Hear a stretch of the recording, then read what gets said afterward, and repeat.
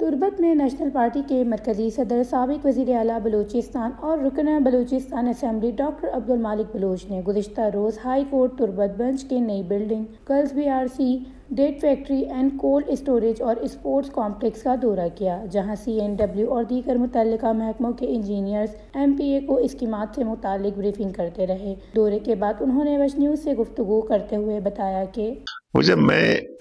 بدقسمتی ہے کہ لہتیں کار کوہنے نا لہتیں کار نوکے نا بلے کار دوس اوشتا تگا چونکہ زیما آئی کوٹے بلڈنگ شتا چاہ رہتا اور مرچی کستے ما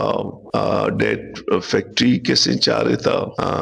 گرلز سکول ما چاہ رہتا ریزیڈنشل اور ما اسپورٹس کمپلیکس چاہ رہتا یہ دوسری ننی کار اوشتا تگا اور منی کوشش ہمیں بھی تھیں کہ میں کارن جلدی شروع بکنائی نہیں۔ یہ خاص طورہ سٹی پروجیکٹ ہم انچو اوشتا تھا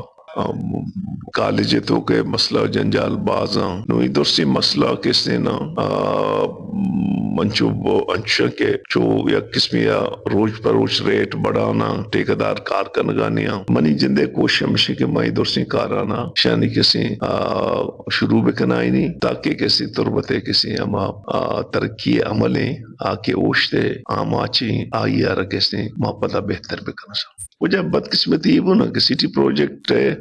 فیس 3 آرہ ایشان بورد کیسے اربن ڈیولپمنٹ دا اربن ڈیولپمنٹ چونیا کیسے نا نامداری محکمہ ہی نہیں نو کوہنے کارم اوشتاتا گا نو کی کاروانی میں انو کوشش کہ ما